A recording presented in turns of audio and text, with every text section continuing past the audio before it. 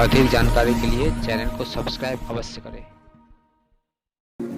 दुनिया में सबसे दुखदाई चीज है बीमार रहते हुए जिंदा रहने की कोशिश में लगे रहना। अगर आप सोचें, गॉड ने हमें इस धरती में भेजा है, क्या हमें दर्द देने के लिए, बीमारी देने के लिए भेजा है?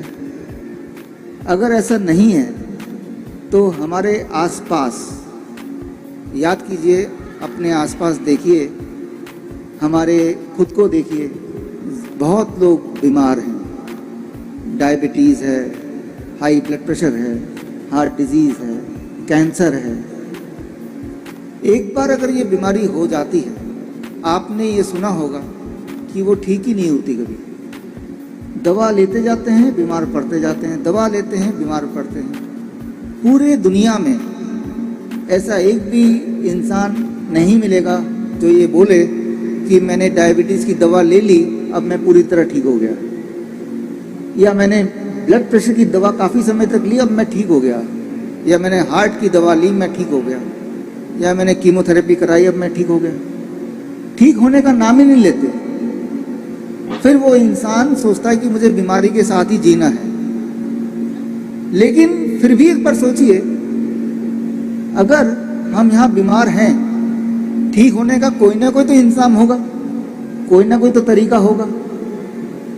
और जो तरीके हमारे पास अभी दिखाई दे रहे हैं दवाई खाने का, वो तरीका काम तो नहीं कर रहा।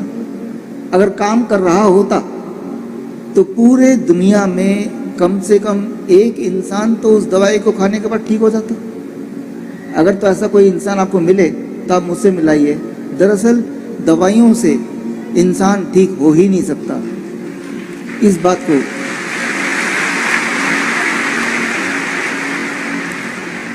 बात को समझना ज़रूरी है और समझना बहुत आसान भी। दवाइयों से इंसान ठीक क्यों नहीं हो सकता? इंसान उसी चीज़ से ठीक हो सकता है जो गॉड की बनाई हुई चीज़ है। दवाई इंसान की बनाई हुई चीज़ है। इस बात को थोड़ा आसान भाषा में मैं आपको समझाना चाहता हूँ। पहली बात तो जो हमारे मित्र अंकुर जी ने बोला, आज से 5 साल पहले मुझे आने का मौका मिला। DIP डाइट जो पिछली बार मैंने बताया था, जो लोग पिछली बार नहीं थे, 5 मिनट में वो डाइट मैं बता देता हूँ और उसके बाद आगे क्या करना है वो बताऊँगा।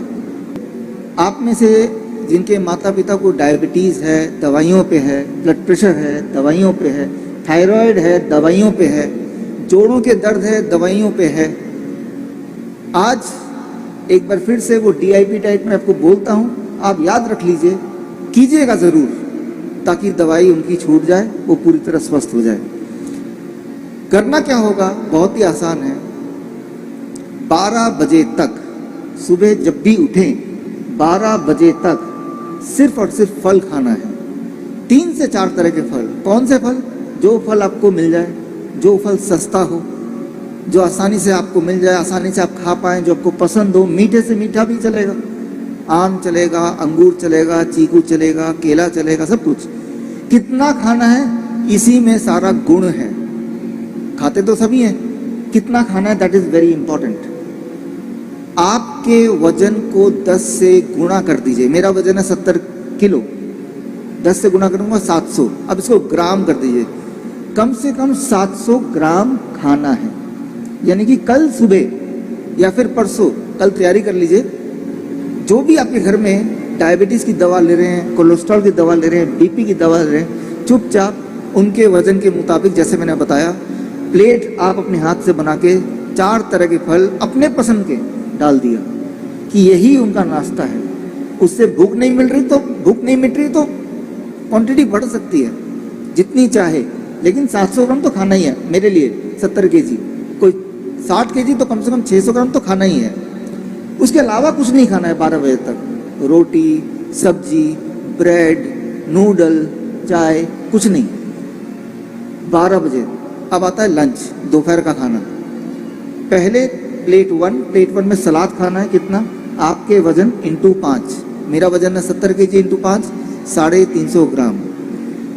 350 ग्राम से कम खाऊंगा तो वो खाना है, 350 ग्राम या उससे अधिक खाऊंगा तो वो दवा है।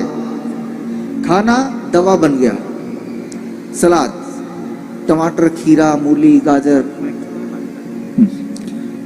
गाजर, ककड़ी या सलाद पत्ता, लाल, पीली, हरी, शिमला मिर्च, प्याज, 4-5 तरह के कच्ची सब्जी जिनके दांत मजबूत नहीं है, थोड़ा स्टीम कर लिया, थोड़ा उबाल लिया।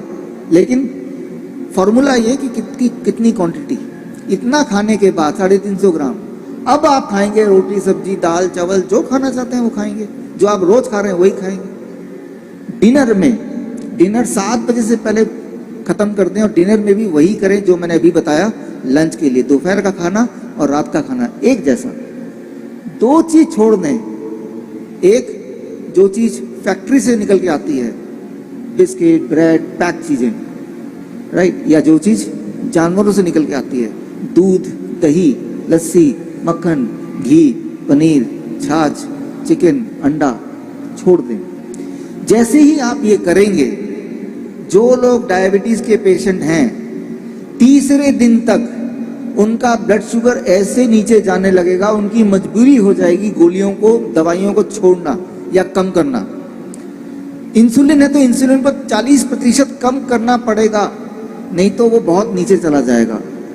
जो लोग ब्लड प्रेशर की दवाई ले रहे थे काफी सालों से, 1 हफ्ते के अगर करेंगे तो उनका ब्लड प्रेशर की दवाई कम करनी पड़ेगी, नहीं तो ब्लड प्रेशर नीचे चला जाएगा। जिनको सिस्ट है, ये डाइट से सिस्ट भी गायब हो जाती है। डाइट से जब करेंगे धीरे धीरे सिस्ट कम होगा, डिसॉल्व होगा करते करते। और पत्थरियां भी, स्टोन है, सिस्ट है, वो गायब, वो कम होती वो खत्म हो जाएगा।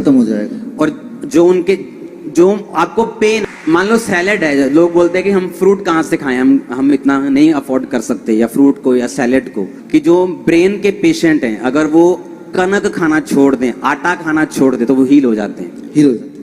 सिर्फ कनक खाने से लोग बीमार हैं, सिर्फ गेहूं की रोटी खाने से। हाँ। और वो सिस्टर बता रहे थे कि गेहूं 1901 के बाद बोई जानी शुरू की और कमर्शियलाइज हो गई।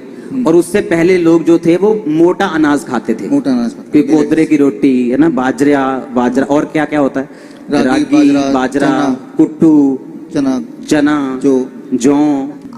सुनो मेरी बात, अब जो मुझे मालूम नहीं, कोदरे का आटा और गेहूं के आटे में फर्क है? महंगा है कोदरे का बहुत? नहीं, महंगा नहीं है, सेम रेट है ना, थोड़ा कम से कम। अगर मुझे हेल्थी रहना है, अगर आपको हेल्थी रहना है, आटे को, गेहूं को अपनी जिंदगी से निकाल दो, दूसरी रोटी ऐड कर दो, आप बॉडी में फर्क देखना कितना होगा। कि अगर आपको हीलिंग करनी है, आपको पथरी गायब करनी है, आपको सिस्ट गायब करनी है, 7 बजे के बाद खाना बंद कर दो। आपने कहा 7 बजे के बाद, कि 7 रात को, वो क्यों? ये एक बहुत इंपॉर्टेंट बात है, इसको समझना जरूरी है। आपको खाना है 7 AM to 7 PM, 7 बजे से 7 बजे तक। अब जो 7 PM शाम को 7 बजे से लेके अगले दिन सुबह 7 बजे तक जब नहीं खाएंगे, जैसे फास्टिंग बोल सकते हैं, आपने कुछ खाया नहीं, याद रखिए आपका बॉडी लगातार उसको खाना चाहिए, जब आप खा नहीं रहे तब भी। तो क्योंकि आप खाना नहीं खा रहे हैं, तो बॉडी क्या करती है, आपके अंदर जो सिस्ट बना हुआ है, स्टोन बना हुआ है, उस स्टोन को अगर आप निकाल के माइक्रोस्कोप में देखेंगे तो उसके अंदर कैल्शियम मिलेगा, मैग्नीशियम मिलेगा, विटामिन मिलेगा, प्रोटीन मिलेगा, वो सारी चीजें जो बॉडी को जरूरत है, वो कोई खराब चीज नहीं है।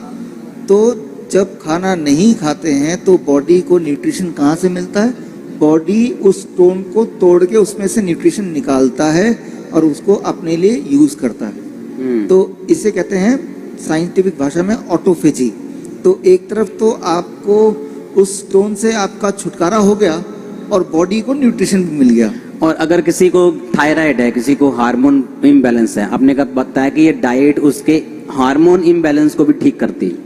हार्मोन इम्बैलेंस को ठीक करती है। किसी को मान लो थायराइड है और थायराइड की गोलियों पे है, हाँ। आपको सिर्फ इतना करना है, डाइट तो लेना ही है, महीने में एक बार, 1 महीने बाद आपको थायराइड टेस्ट कराना है।